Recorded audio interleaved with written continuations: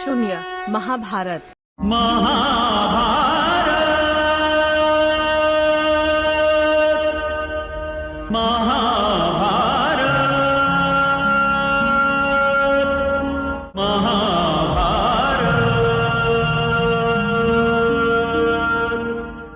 भाग 6. मातेस खिन्न पाहून युधिष्ठिराने त्या खिन्नतेचे कारण विचारले असता कुंती म्हणाली, पुत्रा, तुम्हा 5ही मुलांसाठी माझा आत्मा किती तिळतिळ तुटत असतो याची तुला जाणीव आहे. या साम्राज्याची खरी सम्राज्ञी मीच खरे तर तुला सोबत घेऊन राज्य शकट हाकावा अशी खरी राजनीती. परंतु पहा, दुर्भाग्याने असे काही दान पदरात टाकले आहे की तुम्हा भावंडांना आपल्याच अधिकारासाठी प्राणांना पणावर लावावे लागत आहे. कृष्ण खरं तर माझा निकट संबंधी, परंतु आज तोही विरुद्ध पक्षास जाऊन मिळाला आहे. गांधारी पुत्राने त्याच्यावर अशी कोणती मोहिनी टाकली की ज्या योगे अर्जुनरूपी नराचा स्नेही कृष्णरूपी नारायणाने त्याग करावा. माझ्या धर्मनिष्ठ मुला, शेवटी मी आई आहे. माझा तुम्हा सर्वांच्या पराक्रमावर दृढ विश्वास आहे. देवेंद्र जरी युद्धात समोर ठाकला तरी त्याला पराजित करण्याचे सामर्थ्य तुम्हा 5 भावंडात आहे. परंतु हे धार्त राष्ट्र महापातकी आणि दुष्ट आहेत. त्यांच्या समोर युद्धात तुमचा निभाव कसा लागणार हे मला काही केलं कळत नाही. त्याचमुळे मी अतिशय खिन्न आहे. कृष्ण तुम्हासोबत असता तर त्या महाचतुर पुरुषानं अशक्यप्राय यशही तुम्हाला खेचून आणून दिले असते. हे माझ्या धर्मनिष्ठ यमपुत्रा, तू म्हणजे धर्म. धर्माने तुझ्या रूपाने अवतार घेतला असावा असे तुझे आचरण पाहून वाटते. धर्म आणि अधर्मातील हे युद्ध आहे असे माझे मातृहृदय मला कळवळून सांगते आहे, आणि या युद्धात तुझा जय होईल असाच माझा तुला आशीर्वाद आहे. परंतु माझे मातृहृदय मात्र अनामिक आशंकेनं व्याप्त झालं आहे. हे युद्ध करावे काय, की काही काळ वाट पाहून आपली स्थिती अधिक सक्षम झाल्यानंतर युद्ध करावे, याबद्दल माझ्या मनात द्वंद्व आहे. तू अगदी माझ्या मनातीलच बोललीस. युधिष्ठिर म्हणाला, माते, युद्ध हे एक अनिष्ट कर्म आहे असे माझे मन मला नेहमीच सांगत आले आहे. ज्या युद्धात अनंत जीवांचा संहार होऊन पृथ्वी रक्तात भिजते ते युद्ध अमानवीच होय. कृष्ण हा स्वतः नारायणाचा अवतार आहे असे मलाही वाटत होते. माझी त्यावर पराकोटीची श्रद्धा होती, पण त्याने अजाणतेपणे का होईना अधर्माची बाजू घेतली आहे. धार्तराष्ट्रांनी आस्तागायत आमच्या नाशासाठी एवढी पातके केली आहेत की नरकातच त्यांना स्थान मिळेल असे मला निश्चयानं वाटते. परंतु हा युद्धाचा प्रसंग समोर येऊन ठाकला आहे. माझी इच्छा नसतानाही हा प्रसंग यावा हे खचितच दुर्दैव. परंतु माते, हे माझे अन्य बंधूही मला सहमत नाहीत. भीम तर नेहमीच युद्धज्वराने पछाडलेला असतो. भीमानं हे विधान ऐकताच विकट हास्य केले आणि म्हणाला, सबलांनी सबल नीतीचा आणि दुर्बलांनी दुर्बल नीतीचा स्वीकार करावा हे अटळच आहे. समर प्रसंग समोर ठाकता युद्ध करणे ही सबळ नीती, तर ते युद्ध टाळून कर्मसन्यासाच्या गप्पा माराव्यात ही दुर्बल नीती. हे माते, युधिष्ठिर हा क्षात्रवेशातील ब्राह्मण आहे हे मी जे सदैव सांगत आलो आहे ते त्याचमुळे. आपण राज्याधिपती व्हावे असे जर या माझ्या धर्मज्ञ ज्येष्ठ बंधूस वाटत नाही तर त्याने इंद्रप्रस्थीचा राजमुकुट तरी का परिधान केला होता म्हणतो मी. या राज्यावर आम्हा पांडवांचा अधिकार आहे, आणि ज्यावर आपला अधिकार आहे त्यावर कोणी उपटसुंब स्वतःची सत्ता चालवत असेल तर ते स्वस्थ संन्यासी मनाने पाहत राहणे हे फेकडपणाचे नाही तर मग अन्य कशाचे लक्षण आहे. माते, युधिष्ठिर केवढा धर्मज्ञ, मग आम्ही कोण आहोत? द्यूत टाळ असे याच वारंवार सांगूनही द्यूताचा हट्ट करणारा हा माझा ज्येष्ठ बंधू काय धार्तराष्ट्राने एवढा दुष्ट नाही? द्रौपदी ही आम्हा 5ही बंधूंची पत्नी.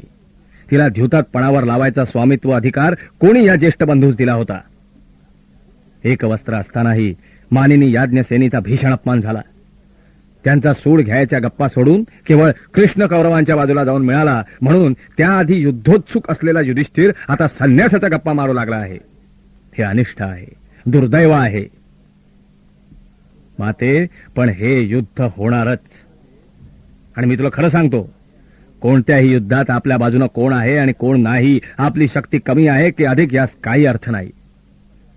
माते, विजय फक्त मनात असतो आणि विजयाचा दृढ संकल्प असेल तर विपरीत परिस्थितीतही विजय मिळू शकतो. इतिहासातही अशा घटना अनेकदा घडल्या आहेत. आणि मी म्हणतो, कोण हा श्रीकृष्ण ज्याच्या सोबत असल्या नसल्याने आम्हा पांडवांना फरक पडणार आहे? हे खरे की कालपर्यंत आम्हा पांडवांचा तो समर्थक होता, पण श्रीकृष्ण समर्थक होता म्हणून आम्ही यशस्वी झालो असे आजवर काय घडले आहे बरे? शेवटी त्याचाच कट्टर शत्रू जो जरासंध, त्याचा काटा मीच काढला ना. श्रीकृष्णास ज्याने अनेक वेळा पराभूत केले, त्याचा वध जर मला करावा लागला तर श्रीकृष्ण नारायणाचा अवतार असे आम्ही पांडव का म्हणतो बरे? केवळ तो चतुर आहे म्हणून? शिशुपालाने श्रीकृष्णाच्या अग्रपूजेस विरोध केला ते योग्यच होते असे मी म्हणेन.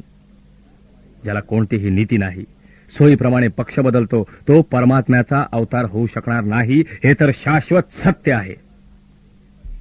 तेव्हा हे माते, तू संशयी होण्याचे काही कारण नाही. धर्मराजाचे मन नेहमीच अस्थिर असते आणि त्याला इतिहास साक्षी आहे. अधिक विचार करणाऱ्या कोणत्याही पुरुषाला शेवटी कर्मनिश्चिती करता येत नाही.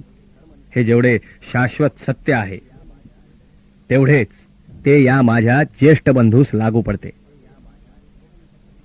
हे माते, या युद्धात आमचा विजय होणार याबद्दल माझ्या मनात किंचितही शंका नाही. आणि हा केवळ अंध आत्मविश्वास नाही. त्यासाठी अर्जुन, नकुल, सहदेव आणि ज्येष्ठ बंधू, जरा थोडा कौरवांच्या बाजूचा विचार करा. संख्येचा विचार केला तर आपल्या बाजूने आधी 7 अक्षौहिणी सेना होती, तर आता श्रीकृष्णाची सेना येऊन मिळाल्याने आपली संख्या 9 अक्षौहिणी एवढी झाली आहे. आणि संख्येने जवळपास तेवढीच, म्हणजे 9 अक्षौहिणी सेना कौरवांच्या बाजूने आहे. म्हणजे संख्येने दोघांचे बलाबल समान आहे. आपल्याकडे द्रुपद, धृष्टद्युम्नासारखे महावीर आहेत. तसेच सात्यकी, विराट, द्रुपद, धृष्टकेतू, चेकितान, काशीराज, पुरुराज, कुंतीभोज आणि शैढ्यासारखे महारथी आहेत. कौरवांचा विचार करता भीष्म, द्रोणाचार्य, कृपाचार्य, कृप, विकर्ण, अश्वत्थामा, भूरिश्रवा आदी महारथी आहेत. आपले सारे महारथी हे मनोदुर्बल धर्मराजा तुझ्यावर सर्वस्वी निष्ठा ठेवून आहेत. पण सुदैवाने कौरवांचे तसे नाही. भीष्माचार्यांचेच म्हणशील तर त्यांनी आपणा सर्व भावांवरील प्रीतीमुळे युद्धात एकाही पांडवास वधणार नाही असा दृढनिश्चय केला आहे. आणि भीष्माचार्य ही प्रतिज्ञा पाळणार याबद्दल माझ्या मनात तिळमात्र संशय नाही, कारण ते सत्यवचनी आहेत. खरे तर त्यांनी अशी काही प्रतिज्ञा केली नसती तर आपण या युद्धाचा विचार करण्यातही अर्थ नव्हता. कारण जिथे त्यांना परशुराम पराजित करू शकले नाहीत, त्या इच्छामरणी महापुरुषास कोण वधणार? हेही खरे की शिखंडी आपल्याच बाजूने आहे आणि शिखंडीवर शस्त्र चालवणार नाही अशी ही भीष्माचार्यांची प्रतिज्ञा आहे. एरवी शिखंडी भीष्माचार्यांना ठार मारू शकणार नाही ही सुद्धा वस्तुस्थिती आहे. पण आता भीष्माचार्य पांडवांना वधणार नाहीत आणि ते शिखंडीवर शस्त्र चालवणार नाहीत ही तर वस्तुस्थिती आहे. म्हणजे भीष्माचार्यांच्या जिवंत असेपर्यंत आम्ही सारेच पांडव सुरक्षित आहोत. तेव्हा अधिकाधिक दिवस त्यांनीच सेनापती म्हणून राहावे आणि त्या काळात कौरवांचे अधिकाधिक रथी महारथी यांचे आपण उच्चाटन करावे असे मला वाटते. आणि महाभाऊ अर्जुनास ते अशक्य नाही. द्रोणाचार्यांचेच म्हणशील माते तर त्यांचेही आमच्यावर पुत्रवत प्रेम आहे. जेवढे त्यांचे प्रेम या सव्यसाचीवर आहे तेवढे स्वतःचा पुत्र जो अश्वत्थामा त्याच्यावरही नाही. त्यामुळे ते सुद्धा कोणाही पांडवास वधणार नाहीत. पण ते तरीही आपल्या अनंत बाहुबलाने आमचा नाश करू शकतात हे वास्तव आहे, कारण ते अखेर आमचे गुरु आहेत आणि आम्हापेक्षा ते युद्धशास्त्रात अधिक प्रवीण आहेत हे तर सत्य आहे. परंतु हे माते, तरीही पांडवांची बाजू वरचढ आहे. कारण ज्या द्रुपदाने त्यांचा वारंवार अपमान केला आणि ज्याचा सूड या महागुरुने आमच्याच करवी उगवला तो द्रुपद आमच्याकडे आहे आणि त्याच द्रुपदाने याच द्रोणाचार्यांच्या नाशासाठी भयंकर यज्ञ रचिला. त्यातूनच धृष्टद्युम्न आणि द्रौपदी यांची उत्पत्ती झाली.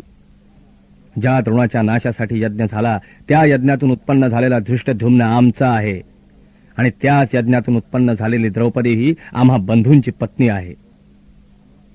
तेव्हा या युद्धात द्रोणाचार्यांचा वध नियतीमुळे महारथी धृष्टद्युम्न करणार हे सुद्धा निश्चित. आणि माते, कृपाचार्यांची तर गोष्टच वेगळी आहे. ते आमचे सर्वप्रथम गुरु होते आणि ते अमर आहेत. त्यांना कोण वधू शकणार? कळी काळातही ते सामर्थ्य नाही. पण ना ते आमचे द्वेष्टे आहेत ना मित्र आहेत. द्रोणाचार्यांच्या वधानंतर द्रोणाचार्य त्यांचे मेहुणे असल्याने कदाचित ते कोपिष्ट होतील हे खरे, पण दुर्योधनाची त्यांच्यावरही प्रीती नाही. त्यामुळे मला कृपाचार्यांची काळजी करावी वाटली तर ती एवढी गंभीर नाही. विकर्ण हा धार्तराष्ट्र महारथी खरा, पण खुद्द कौरवात तो दुय्यम समजला जातो. त्यामुळे या महापुरुषाचा अहंकार आधीच दुखावला गेला आहे. आणि मी असे ऐकतो की तो दुर्योधनासही दुरुत्तरे करतो. हा महारथी विकर्ण दुर्योधनाच्या विजयाऐवजी पराजयासाठीच अधिक प्रयत्न करेल असा माझा दृढ विश्वास आहे.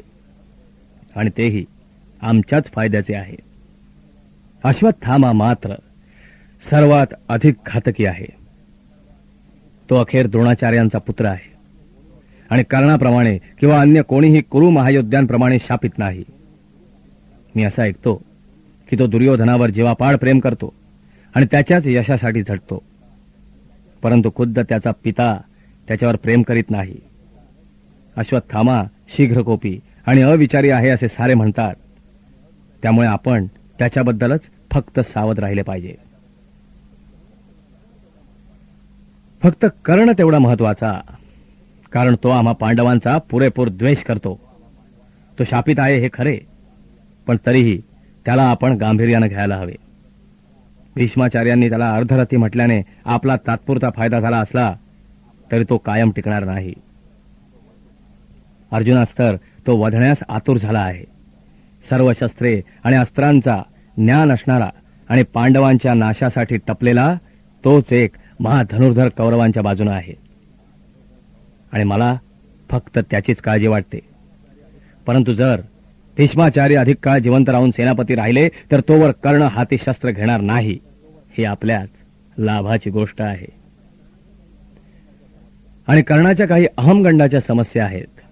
तो क्षत्रिय नाही, सामान्य सूतपुत्र आहे.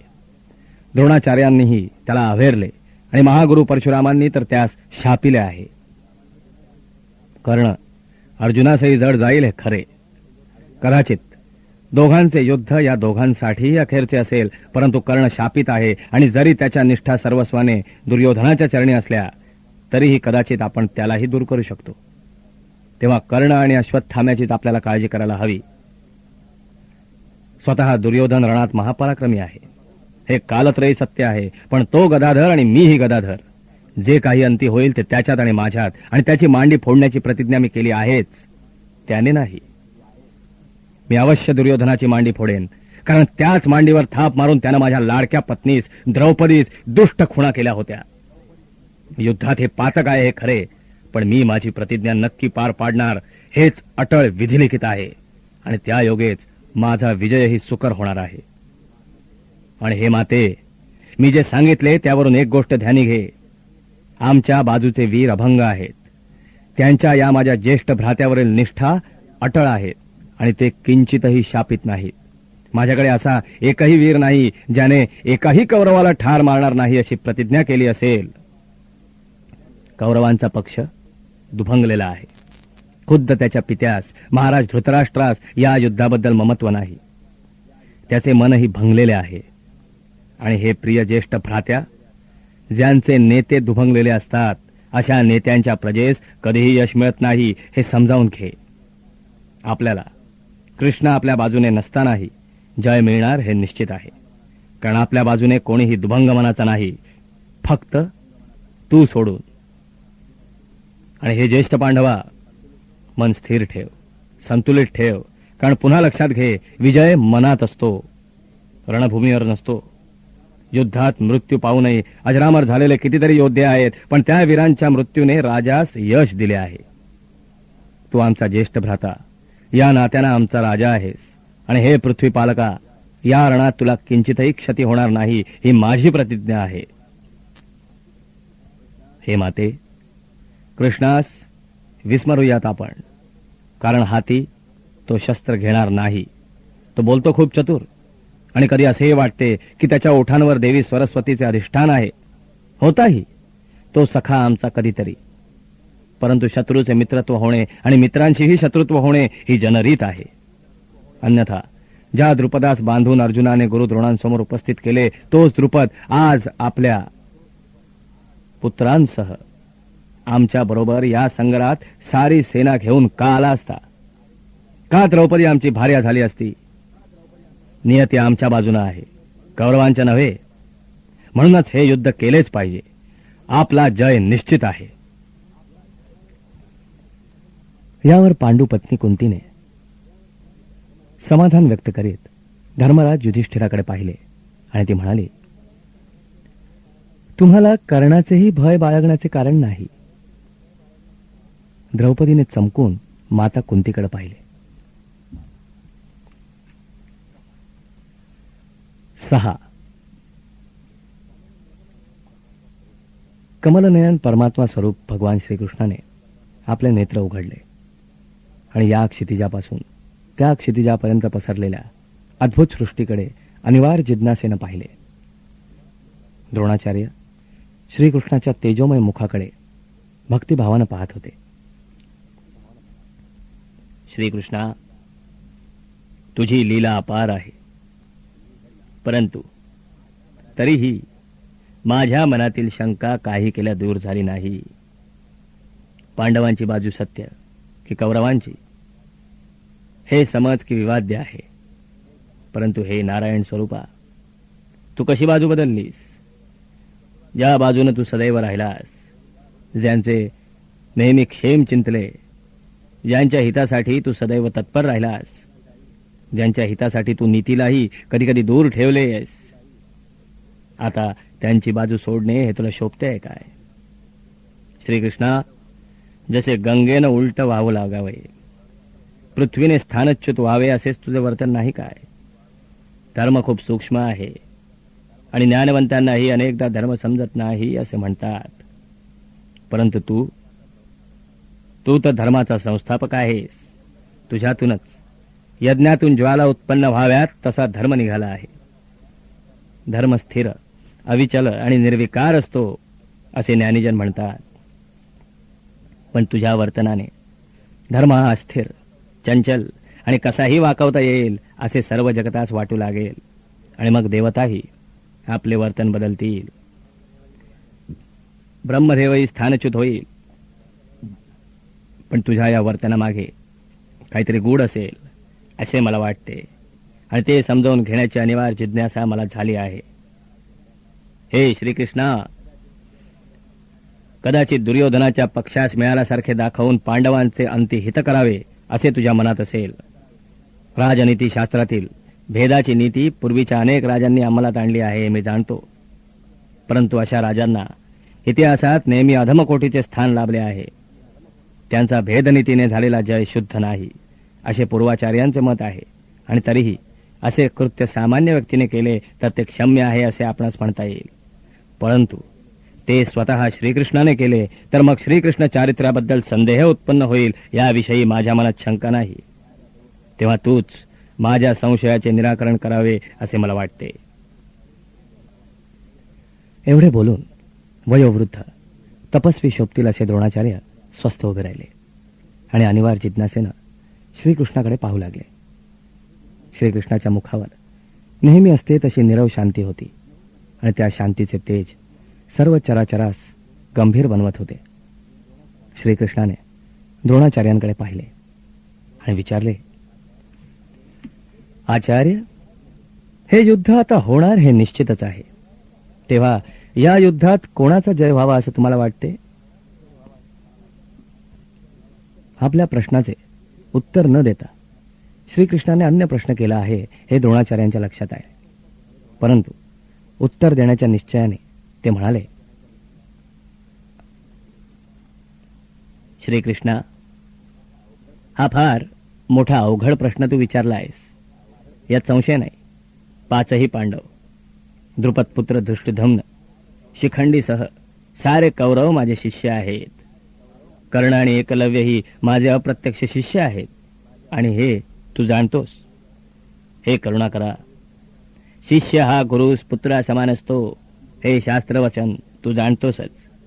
त्यामुळे धृतराष्ट्राचे जसे कौरवांवरच प्रेम आहे, किंवा प्रिय म्हणून भीष्माचार्यांचे आणि पुत्र म्हणून कुंतीचे पांडवांवरच प्रेम आहे, तसे काही माझे नाही. भाग 6 समाप्त होत आहे.